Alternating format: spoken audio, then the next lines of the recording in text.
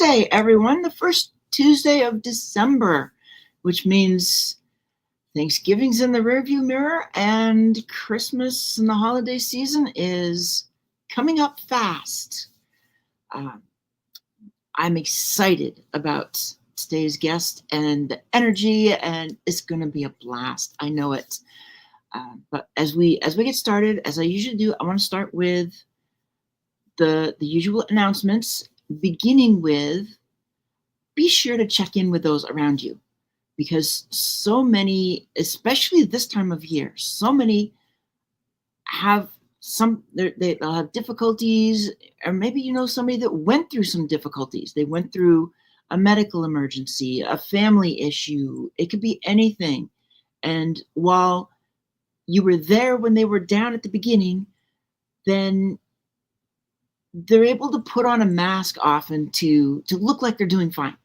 And the reality is, if you check in with them and they open up to you, they may not be as fine as you think.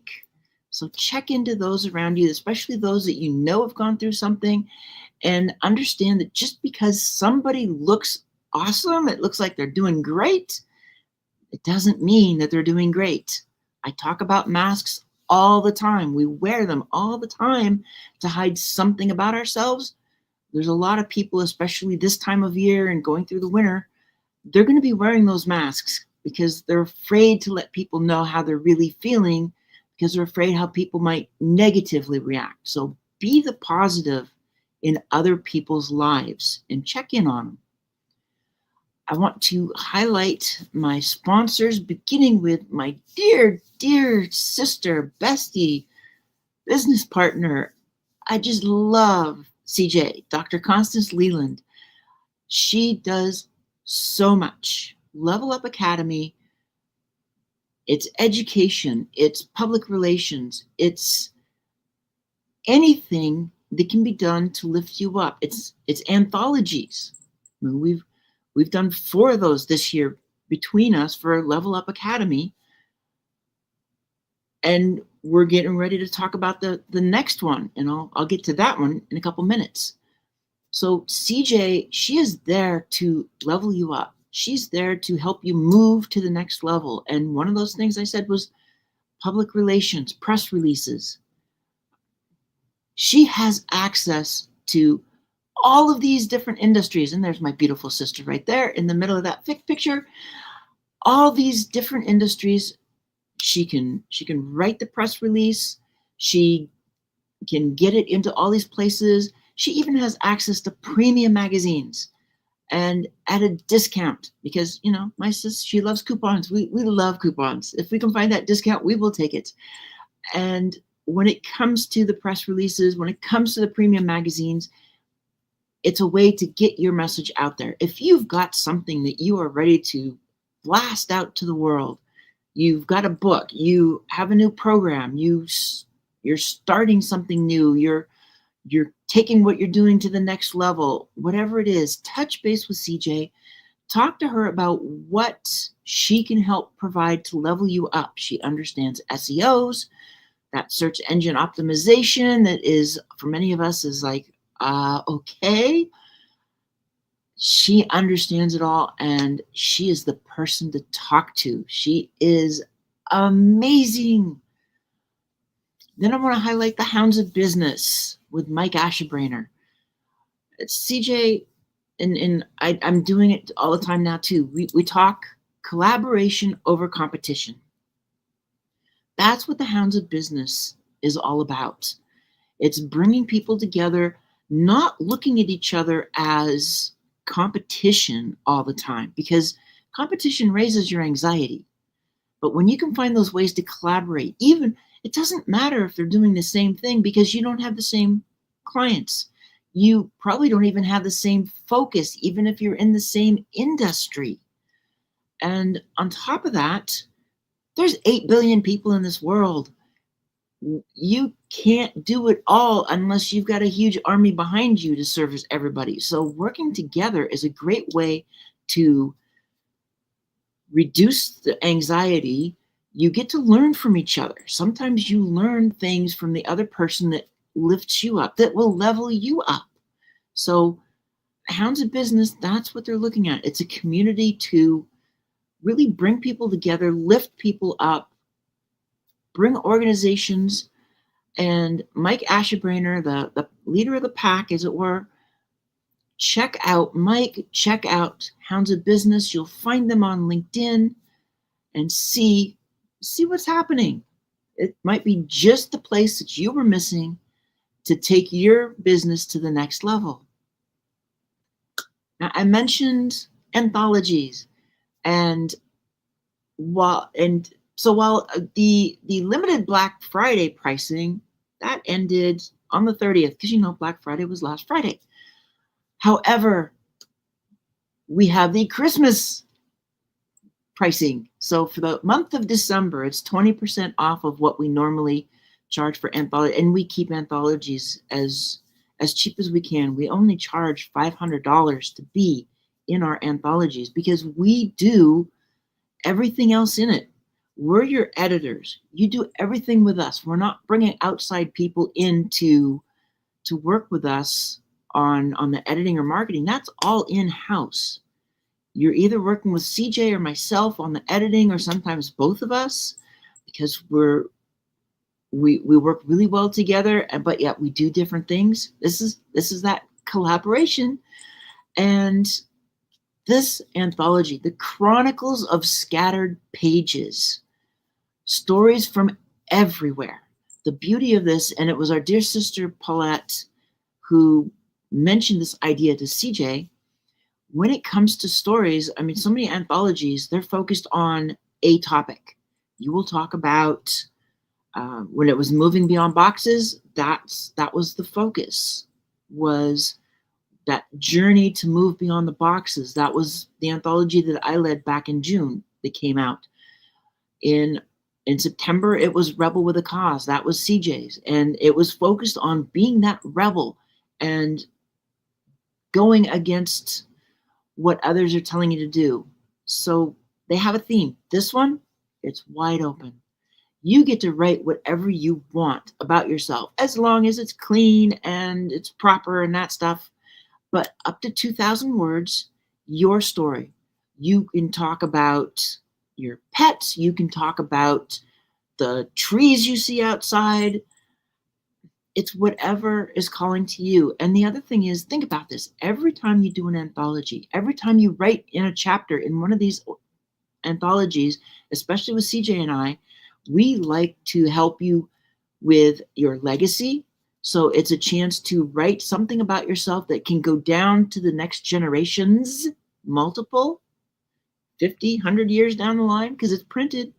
And it's also an opportunity to, in many of them, build on your business, so that when you're done with our anthologies, when you're done with it, you're not done. We're not done with you. You're with us continually. And those anthologies, when you write, especially if you got that business aspect, it's yours. We have contracts, yes, but it's to protect you so that you keep your intellectual property. You keep your rights to that story, whatever you wrote. We only have the rights to do it. We print it this first time around, Kindle, paperback, and then it's yours. And you can use that for your own book. You can use that for your own business. So it has a lot of advantages. And then just to kind of finish it off, because I am an author doing more than just anthologies, my Armor of God series, which is right now the first 2 volumes, which is a complete story between the 2 of them, I've put that on a Black Friday sale through Friday. No guarantee I'll go longer. I might, you never know. But I published this last year, and really what it is it's another way. When I wrote it, I didn't realize it at the time when I wrote it, but then as I published it, it is the story of what it means to move beyond boxes and shine. It is the story of a prince who is always being told who he is, what he's supposed to do, what he's supposed to be. I mean, are you familiar with this? hello, I know what this is like. And so it's hard for him to figure out who he really is, who his authentic self is. This story, Search for the Armor of God, while they go looking for the mythical armor of God, it turns into Henry's own story of finding himself and finding his authentic self, to move out of the box that everybody has kept him in, to be his authentic self. And then it continues into battle for the armor of God. So it's a lot of fun. I loved writing it. It's so much fun to have it published out there, and the fact that it aligns with so much of what I talk about. But now I'm going to bring up my amazing guest. You can read about her everybody can read about you in the event notice, because I just want to dive in and start talking with you and get to know you more. Hi, Susanna Dawn. Thank you so much for having me. Oh, I've been excited to get you on ever since we started talking about it. So I wanted to connect with you for a while, but it's been a crazy year. It has, hasn't it? I think this year's been, everybody says it every year. This year's the craziest, but I swear it is. Well, yeah, in an election year, more ways than one, but. So true, so true. And with all the projects you and CJ have been working on, Oh, yeah. I know your year's been crazier than mine. Well, and the thing is, we got to meet each other in real life for the first time in January, when she's like, "You want to go to Podfest with me?" And the next thing I know, when I said yes, it's like my flight took me to San Diego, and then we met in the airport at San Diego and hopped on the same plane with another gal to Orlando and back. So, and she was there the whole time because she knew I had trepidations, and I talk about it in some of my stories. And she's the first person to really say, "I got your back," and she had my back. She's phenomenal. I know CJ. I've known her for probably a year and a half or so, and there's nobody like her. No, there's not. She's a blast. But then there's nobody like you either. Oh, you're so kind. I've seen a lot of the interviews you've been on, the shows you've been on, and you have your own story of really. I see it as you have your own move beyond boxes, but you also in turn help others to move beyond boxes. And when I do that, talk about it, it also includes kind of a reinvention, which is why I just decided to call myself the reinvention maven, because I know what that's like too. So I'd love to let everybody kind of know a little bit more about your story of from where you kind of came from to how you got to BrandFace. I would love to share that. And I think there's such a cool alignment with From Boxes to Butterflies, because we talk a little bit about, remind me later, I'll tell you this topic called "Don't Put Your Brand in a Box," right? And it's very similar to like the essence of From Boxes to Butterflies. But when I graduated high school, I went to college, and I sold vacuum cleaners door to door to pay my way through college. And that is when I got really my first taste of personal branding, even though I'd never heard the term before ever. So I had no idea what that was. I just knew instinctively that, hey, nobody's letting me in their house to show this vacuum cleaner. I'd better like sharpen my skills here and tell my story a little bit better. So I started doing that. And that went really well for me. And about 3 years in, somebody from the radio world discovered me and said, "Hey, you're a pretty good salesperson. Why don't you come and join this radio station I'm working for?" It happened to be an engineer that worked at a radio station. And I say fast forward 18 years from there, I was still in the media world. So my game was really changed though, Susanna, when I got into the media world, because it wasn't just going to somebody's house and trying to sell one product. It was, okay, now I'm in the world of business. And those doors that I was knocking on had more commas and zeros behind them. And they slammed in my face left and right, just like the ones that I started in the vacuum cleaner world with. And I thought, well, I don't like that. And so if I want people to perceive me differently in this higher stakes business world, I need to change the way I present myself. And so that became leveling up, if you will, to take a term from Dr. Leland, leveling up my personal brand. And I became one of the first radio salespeople in the country to have my own website. I began to approach my clients very differently. I began to really study my craft. About a year to a year and a half later, I was rocking it in the sales world, in the radio world. And I thought, wow, this is awesome.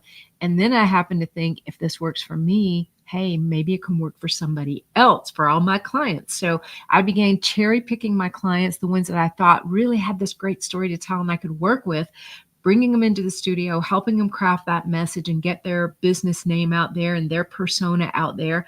And as a result, over the next 18 years, created a lot of what I call business celebrities. And that leads me to 2012, I started writing the first book in the BrandFace series. 2013, BrandFace became a business, and 100% focus is on personal branding, specifically on creating a comprehensive brand that is profitable. So profitable personal branding, because I think that's a lot of what's missing in the branding world, is that profitability. How can you use your brand to actually get clients? And so I know that, that's kind of the story leading me up to where I am now in terms of BrandFace and where we are today. So, so that'll get us started, Susanna. Well, and I know it's like you actually, in many ways, have a dynamic duo going as well, even though the other one couldn't be here. Yes, he had a real estate closing today, so he couldn't be here today. But he is he started out as a client. His name's Michael Carr. Started out as a client, then he became a co-author in one of the books, the book BrandFace for Real Estate Professionals. Then I asked him to become a partner in the business, and then we became life partners. And so that's our journey together. So as Mike Asherbrander, Mike, the Hounds of Business founder, as he says, hey, he came for branding and he left with love. There you go. Well, leave it up to Mike. Think about it though. In many ways, as you're doing the personal branding, that's what you're trying to get to happen for your clients too, because so true. They're coming in for the branding, but you want them when they walk out. It's like people see the branding, but you want that love, that they just keep working together. Yeah, and I think the thing that I want them to do the most is love themselves, really, because we have a saying that we started years ago: a great brand doesn't just change the way others see you, it changes the way you see yourself. And so that's really where it all begins, I think, is that love of yourself and realizing that you are this great butterfly, right? And let's just paint the world all the colors you want it. Right. And that's and when I was thinking about what you do and BrandFace, and like you said, it really does align with Boxes to Butterflies, because you're really helping people get out of a box, and trying to brand yourself is it's not that easy. We're not all into marketing. We're not all into those aspects. Like, you've got it down. CJ's got it down, but and I'm like, I'm getting there, but you're doing a great job. And no, it's not easy. It's hard to see the label when you're the one inside the jar. It's really difficult. In fact, it's one of the most difficult things to do because we're so great at our crafts, all of us at Right. what we do, that it's really hard to turn those tables on ourselves. And I think that's true a lot of times, no matter what you do, not just the branding aspect of things, but if you help people to execute something or do something or see something in their own life with what you do, it's really hard to put that mirror back on yourself. And again, I like your analogy of seeing the label on the jar, because I will talk about just trying to shift that point of view. And because if you can see that label, then you can find a path out to do whatever's next.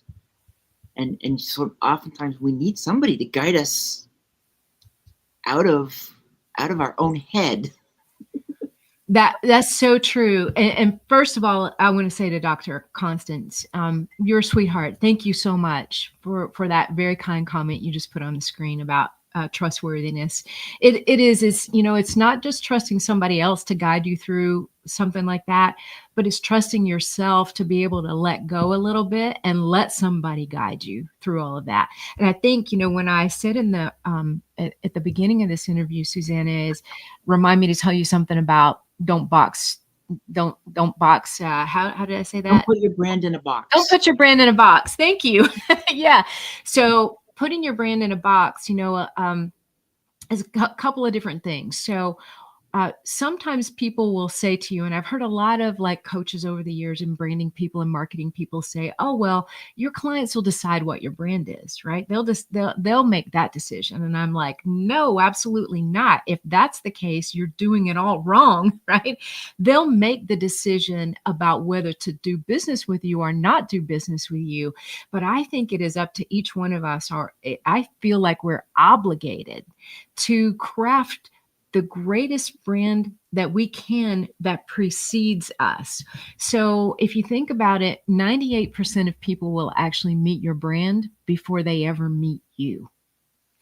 And that's a stark realization for a lot of people. But if you think about it this way, I just had a call with someone who's looking into our program not long before I jumped on this interview.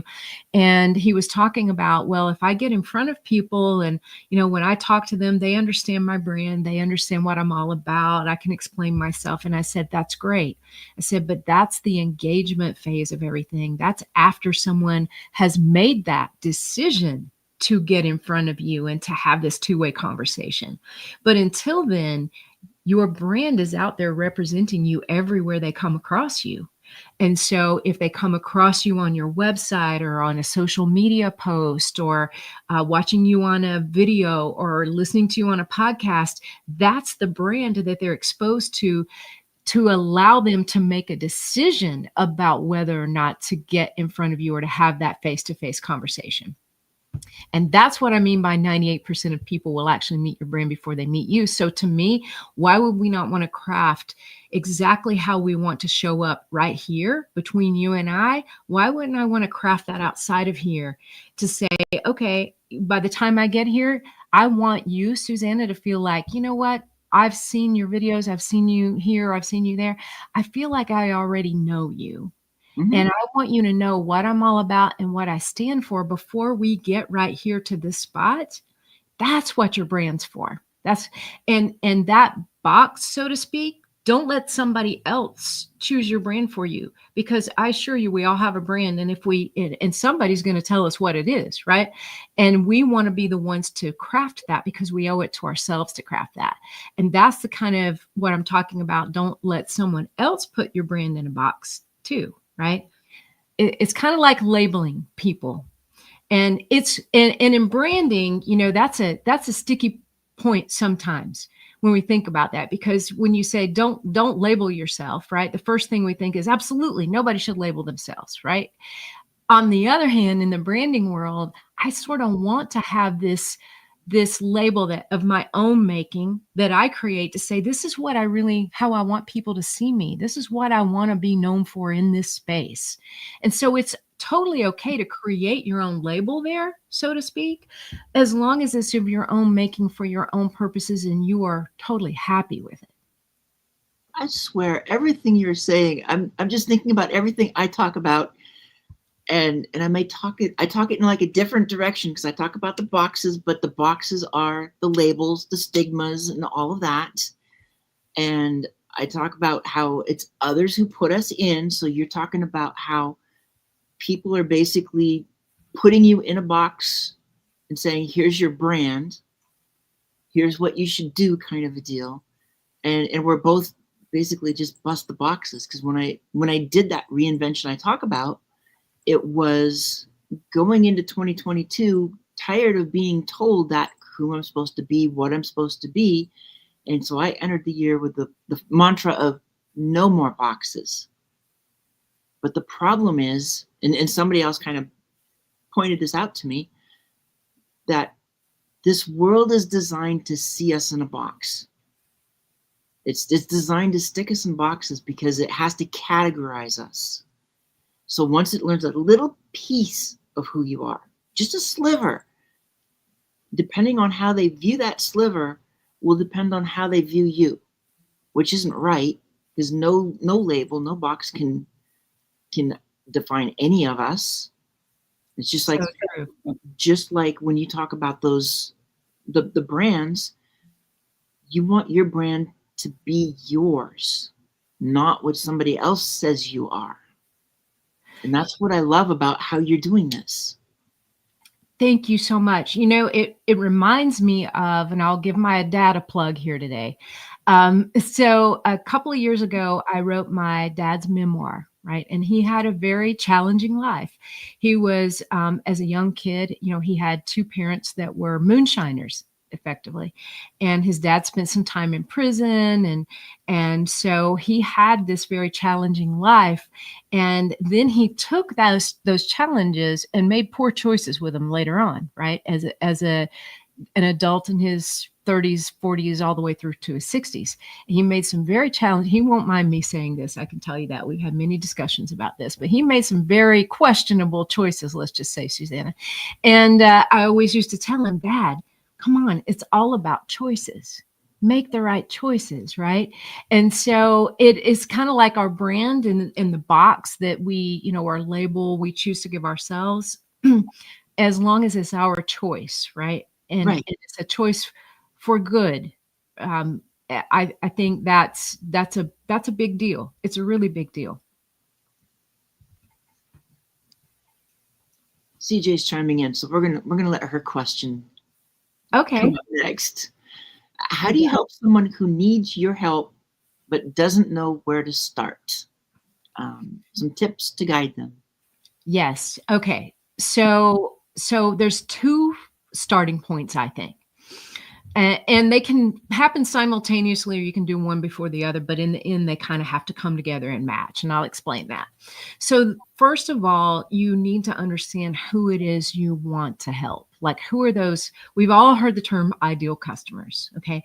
And that is, and sometimes we have a primary ideal customer, a secondary ideal customer, sometimes even a tertiary ideal customer, depending on the business that you're in. But I look at that customer and I think, okay, who am I best suited to serve, right? Maybe that's a better way of putting it. Who am I best suited to serve? Whose shoes have I perhaps walked in? Who is going to feel the things that I have felt? Who's going to respond best? Who's actually going to do the work that it takes to get where I've gotten, perhaps, right? Or to get where they deserve to be.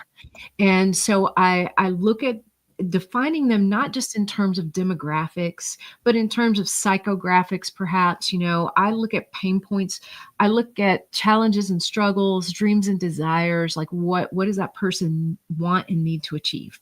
So once I define who that is that I really am best suited to serve, then I take a look at what are those things that make me very unique inside my space. So a lot of people look at branding and they think, okay, well, branding is just, hey, I'm just being really well known for what you do. A lot of people might define it like that. I'm not saying it's wrong. I'm saying it's not enough. So it's not enough to be known for your profession. You must be known for being different inside of your profession. And so that differentiation is really what makes us all fire on all cylinders, right? So there's multiple things, like for you, Suzanne, and the multiple things that make you very unique, just like there is every human being. What I would look at is, I would say, okay, Suzanne, out of all those things that make you unique, here's one or maybe a blend of a couple of these that also really resonate with and are significant and meaningful to the people you're best suited to serve. Okay, so if we say, okay, Susanna, here's your point of differentiation over here is A, this is the one thing you want to be known for, but your ideal clients really need B and C. Well, in positioning, in the branding world, we will build a bridge to nowhere if we try to connect those two dots. We need to make sure that what you want to, what makes you super unique inside of what you do also appeals very strongly to those people you're trying to attract. And that's when you built this awesome bridge to what your ideal customers need, want, and deserve, to what you can provide to them in a unique way that no one else can. And so that bringing that together, I think, is where you start. Thank you for that question, Dr. Leyland. But I think that's where you start, is those 2 points. And if you can nail those 2 things down, you get a lot closer to positioning yourself very uniquely. Well, and okay, so this will take you all the way back to what you started talking about when you talked your story, because again, you talk about a bridge. And when I talk about storytelling, the most important thing of a good story, of storytelling, is to bridge the audience into the story. So that's exactly what you just talked about, is they're in 2 different spots, but you're creating a bridge to bring your audience to your story, and hopefully thereby showing them that they really do need this. So true. And I think too, that bridge is a very like customized bridge, right? Mm-hmm. Because not everybody's going to cross that bridge, because not everybody wants to or needs to, and you don't need them to. You really only want to build that bridge for certain types of people that you are best suited to serve. And I think that's where a lot of us really kind of get off the mark really easily, because I've heard so many people say, well, I know that I probably should be over here in this niche or working with this specific type of clientele, but I know I could do really well over here and over here and over here. And I think, well, okay, well, we're already off-roading here, right? We're already going way off the beaten path. We need to stay here in one area where we've got those guardrails up, to say that that's another thing a great brand and positioning does for you, is to say, this is the one thing you're going to want to be known for. These are the people you serve, et cetera. Therefore, here are the guardrails. Again, not meaning to box them in. And that's actually the language I use when I talk to people. I'm not telling you to hone in on a specific clientele to box you in. I'm telling you to do that to focus you in, so that you're not strewn out in so many different directions. When you get to a crossroads, you can't take all 3 directions, right? Either not unless you're cloned a couple of more times, which, that'd be awesome. But I haven't seen it happen lately, except for Dolly the sheep, right? But there's no, you can only really go in one solid direction. So that makes a big difference too. And it's another link to the boxes. Well, and I like that, the different types of bridges, because I think about how many different types of bridges there are, and there are going to be those that want to go over the rickety wooden bridge, those who want to go through the covered bridge, those who want to go just on a big freeway bridge that they don't care what they see, they just want to get from point A to point B. Motivations are different for every human being, aren't they? And I really try to keep that in mind. And it can be challenging for sure when you've got 10 clients over here who have pretty much the same types of motivations, and you have one over here that's like completely different. It can be very challenging to work in that frame of mind, but you have to do it because we're all individuals. Yeah. And that's what makes it so powerful, is just because you say, okay, for instance, our, brand identifier, if you will, it's a term we coined, 12 years ago. Brand identifier is that tagline or slogan that showcases that one thing you want to be known for. So for BrandFace, it's profitable personal brands. That's the one thing we want to be known for, right? So that brand identifier really sort of quote boxes me in a perfect box. Like that's exactly where I want to be, right? In fact, we like to say anybody can build a pretty brand, but unless it's purposeful and profitable, it's actually pretty pointless, right? And Yep. that's because that's what we do, what we're known for, our superpower, what we stand for. And speaking of those customized bridges, there's lots of people in the world who do what every one of us listening to this does, right? There's lots of personal branding people in the world. And I can line up 50 of them and I can speak to them in the same way that I'm speaking to you. And there's only a certain portion of them that are going to be attracted to that and really resonate with me and want to come on board with me so Right. that I can help them, right? Somebody else may speak stronger to someone else in the audience. And that too is where the customized bridges come from. You're not meant to serve everybody. Exactly. And again, that also fits what I kind of talked about at the beginning when I was talking about the hounds of collaboration. Because you just said you can have all these people are doing the same thing as you, but out of that group, not all of them are going to want to work with you, but you could probably collaborate with at least a handful and look at what you can do from there. Absolutely. Yeah. And it's the collaboration of like-minded, right? Like-minded, like-spirited. You really want that because that is what fuels everybody going in the right direction and the right spirit in a community. And, I mean, I have to hand it to Mike Asherbrenner. He's definitely done that. He's got the right spirit in the community and he fosters that and he protects that. And I am really drawn to that. Love that. Yeah. And I'm thinking, because so many people, well, for me, when I said I was done with boxes, also because I couldn't niche. Everybody in the world is saying you have to niche down. I can't niche down. It's almost physically impossible for me to do that. So when I first got on LinkedIn in 2006, 2007, people are saying this is only business and you have to be one, maybe two things, and that's all you can talk about. And so I really kind of disappeared from it until about 2021, 2022, especially 2022, when I kind of got back into it. Not I stopped using it, but when I started looking at who was in there, I saw the differences.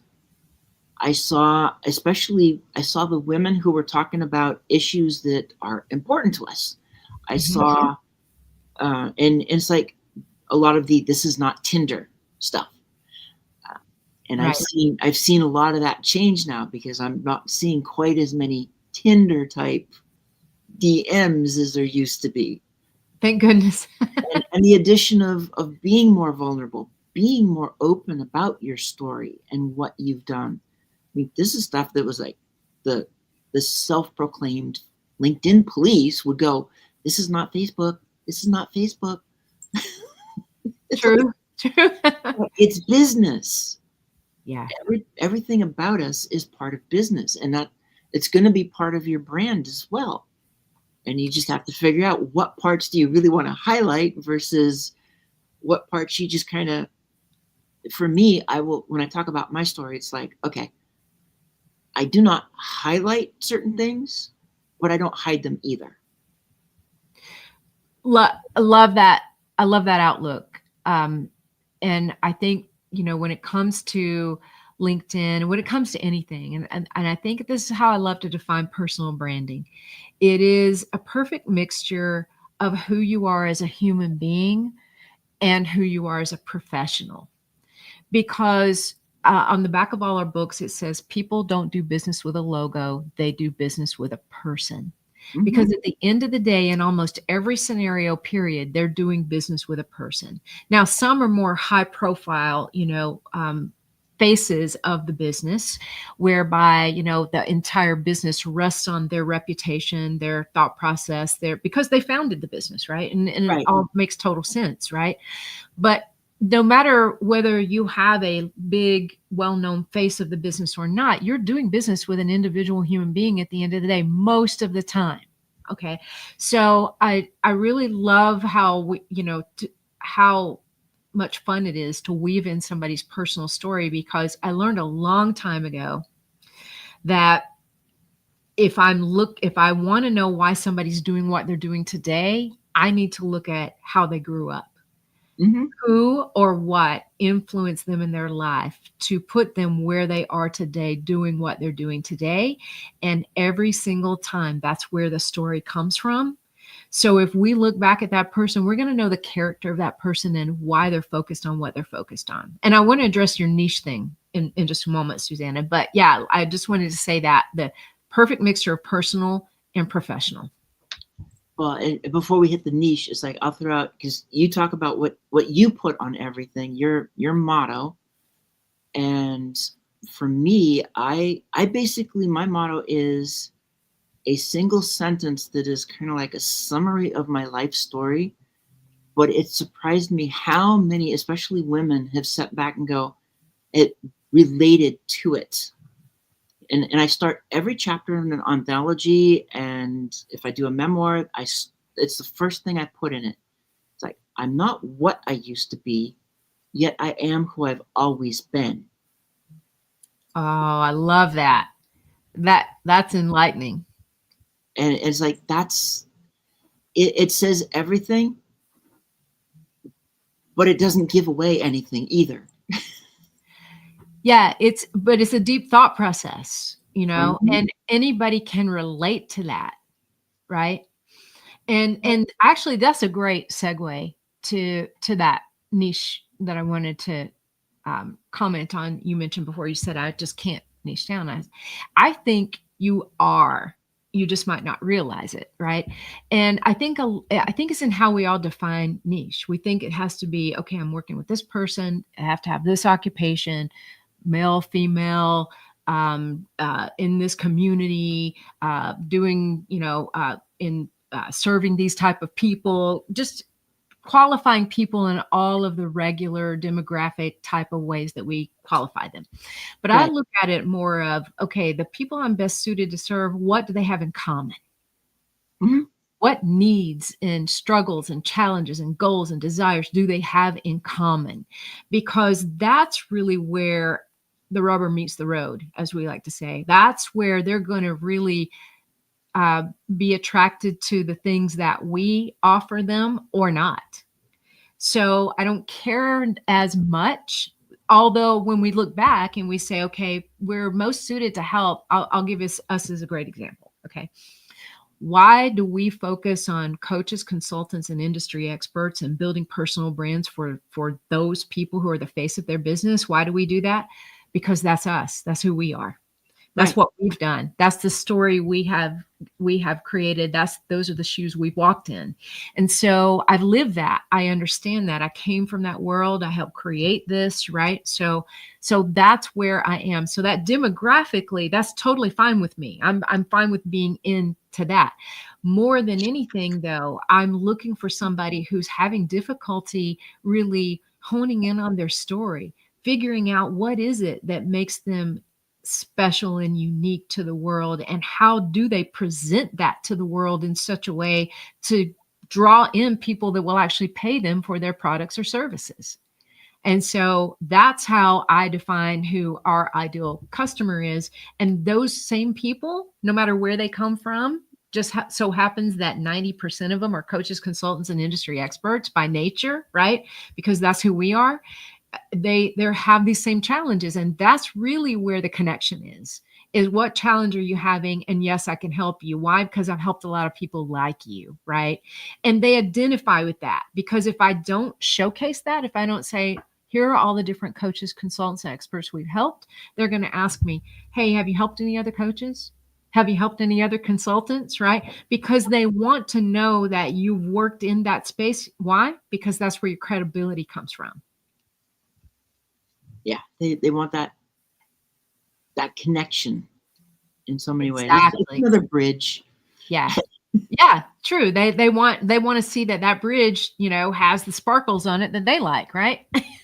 Sparkles or buttons or whatever it is. If it's CJ and I, it's got to have sparkles. I know. I knew that. The more sparkles, the better. Yep. But that's what it is, though. Too, is finding that group. For me, I will talk more of a focus on women. And yes, it's in many ways it's more of a generic. But like you said, I know what it's like to be stuck in that box, and what it means to be aware that you don't have to be anymore, and then find that way out. And when you talk about helping somebody on the path from the outside, the best picture that I have for being able to help somebody see things from the outside, I go back to the movie Kong, Skull Island. I don't know if you've ever seen that one. I think so. Kong, Skull Island. It's got the guy that played Wreck-It Ralph's voice. I mean, he's one of the main characters in there. I love him anyway, John C. Reilly. But on the island, the main group, they're going into this big cavern, and it was in the this was kind of in the promos for it as well. I saw this scene. So they're walking into the cavern, and there's paintings all over the walls. They're looking at like one section of wall, all this painting, and it doesn't make any sense until they get to the center of the space, and then it makes sense. It's like it's a picture of Kong. It all comes together like a jigsaw and creates a picture of Kong. Now, when you're stuck in that box or you're stuck in that jar and you don't know how to get out, you can't see the path. It's kind of like, you know where you want to go. You want to go where that picture of Kong is. That's where you want to go. But you don't know how to get there because you can't see the walls in the way. You can't see the speed bumps in the way. But if you've got somebody who can basically take you from that point and pull you backwards, back up, and then you see how it separates out, and you can start seeing where the speed bumps are and where the spots are that you can go around the wall to get to your target. That's what it all sounds like to me, is that the way to help somebody see where they are and that they can get where they want is to pull them out and say, here's what it is. And that's my best example I can think of. When I saw the movie, it's like, this makes a whole lot of sense. That does make a whole lot of sense. One of my favorite things when we take somebody through the branding journey is what we call the brand messaging reveal. And that's where we've done their interview process, and our team has pulled together like this messaging that really tells their story, right? And so when they're on that session and you're sharing with them, say, for instance, their biography, which is like this super short, because we have had to shorten it over the years. We live in an attention deficit world, right? You can't be bothered to read 6 paragraphs anymore. You're down to 2. So when we're pulling this together and really pulling their whole story into it, I cannot tell you the number of times where I have actually seen grown men cry. And so many people have cried throughout this process. And I find it so heartwarming, because they'll say, I don't know why I'm crying. They say, this is really the first time that I've been able to see my entire journey. And this is the first time I've been able to see I've actually accomplished a lot. This is truly where I'm meant to be headed, right? And when you see that happen before your eyes, wow, is that an awakening? Like I get chills just thinking about it now, because it's happened so many times over the years, and it's my favorite part of the journey. And it's so great. And then they'll break through with a funny moment to mask the fact that they're, crying on a Zoom call, right? And they'll say, hey, uh, I just have one question. Who is that? Who is that? I want to be friends with that person, right? And that's another endearing thing that they say, because for the first time, somebody's painted the real picture that only somebody else can see sometimes. And that, I think, is the superpower in of being able to look at somebody and say, I see that story. I see why you want to go in this direction, and helping them tell that story. It's the greatest moment that you can have doing what we do. So I would ask this then, because it's something else that I think about.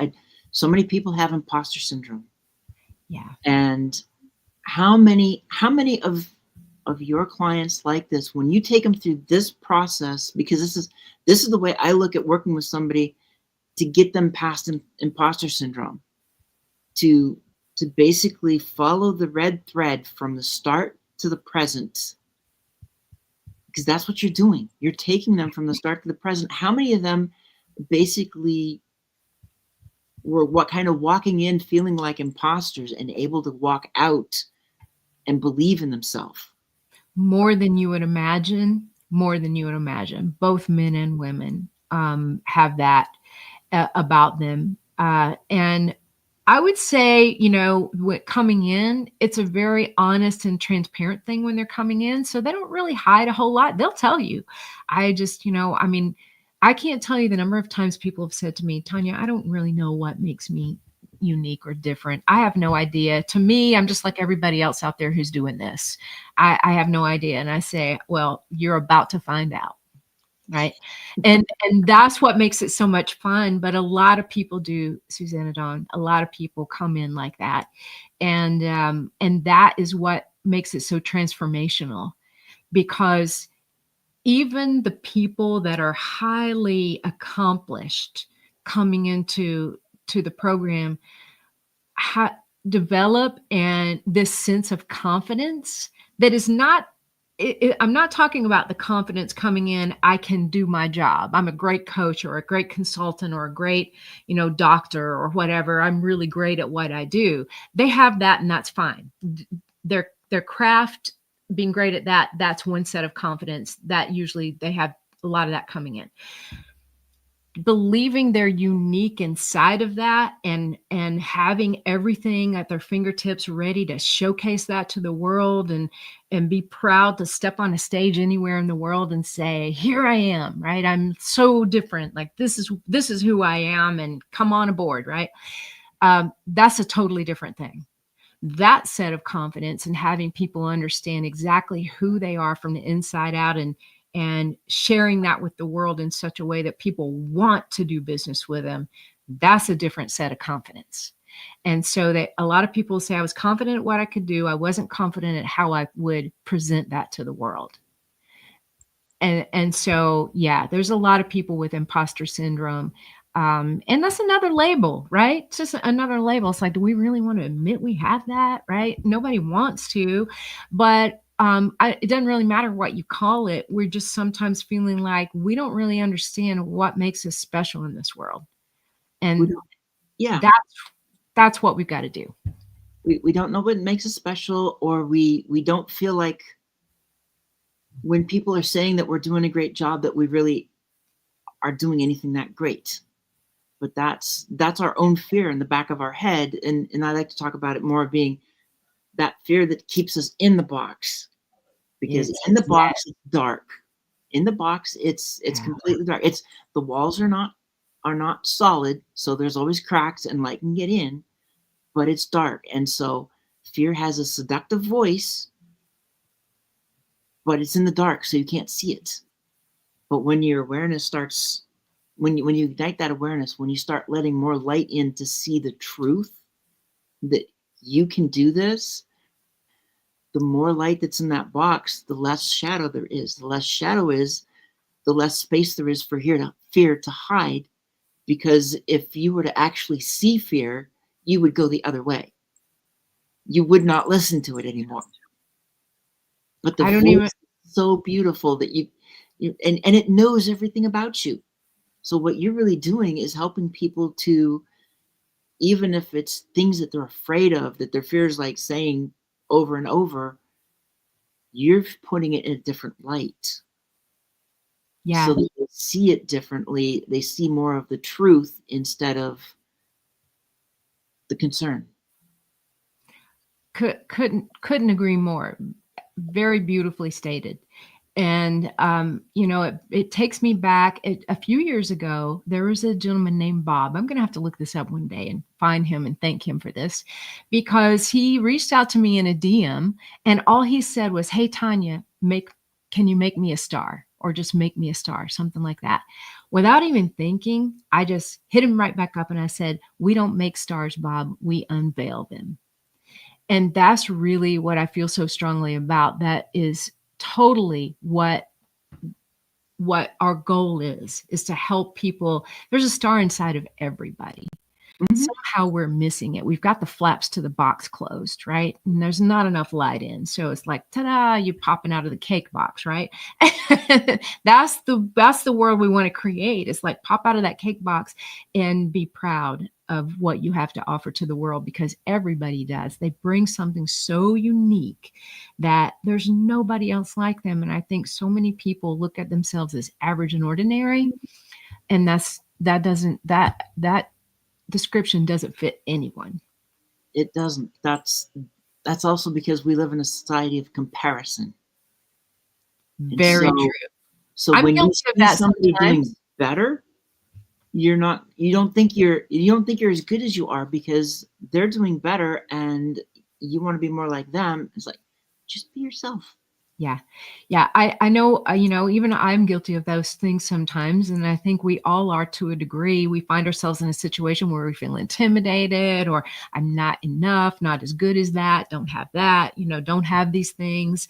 And then I really have to step back and say, that's a bunch of bull. That's Exactly. ridiculous, right? Not everybody's meant to do the same thing, be the same places, have the same things. That's okay. God made us all different. And when CJ and I are talking to authors in their stories, the one thing each anthology we do, one of the things we say up front, don't compare your story with somebody else. Right. Because you could see somebody and it's like, oh, they went through so much more. I could never survive what they went through. I didn't have anything nearly like that. But the truth is, they probably wouldn't survive in your story. They had to be in that story because that's where they survived best.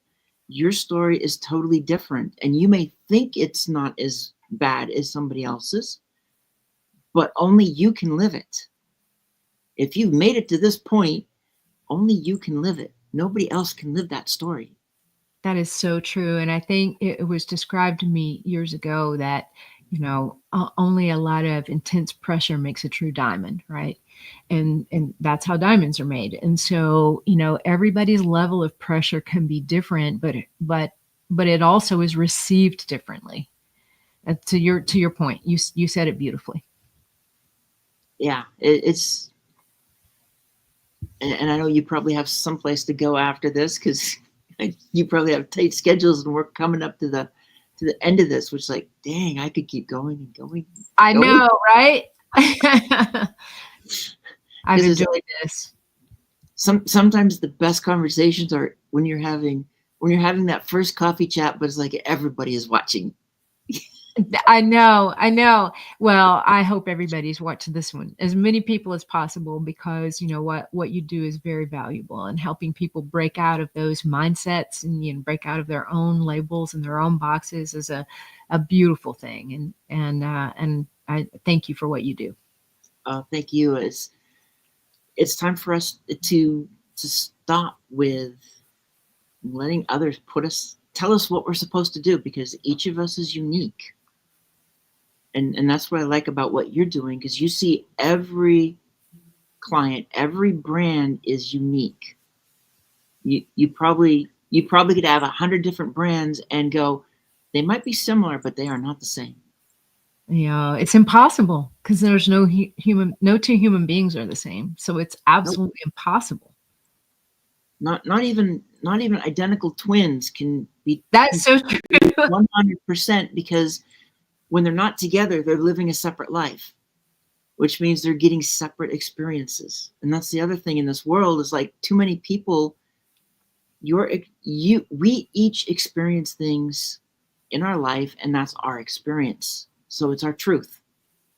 The hardest thing is when somebody tries to say that your truth is not truth because they didn't experience it. They don't think it's such a thing. They don't think it exists. It's like, I wish you could go to bed tonight and dream what it's like to be in my shoes for a day. Then come back and tell me. Yeah. Yeah. The truth is that doesn't exist for them. Doesn't mean it doesn't exist. Exactly. And we're in a world that's like, that's why there is so much beauty in the diversification, in diversity of individuals, because it's a mix. When everybody's the same, it's kind of like tomato Boring. soup without anything else. Right, right. Yeah, the sea of sameness, as we like to call it. You don't want to be in the sea I of like that. sameness. Exactly. So thank you so much for coming, because we're at the hour, and I want to respect time. But I'm Thank so you. glad you were here. It was great. I definitely would love to talk more. It's been a blast. Absolutely. And thank you so much for having me, Susanna. And if you have any kind of like last minute nuggets, and just make sure everybody knows how to find you. Yeah, sure thing. So you can find us at brandfacestar.com, or you can connect with me directly on LinkedIn. Name's on the screen, Tonya Eberhart.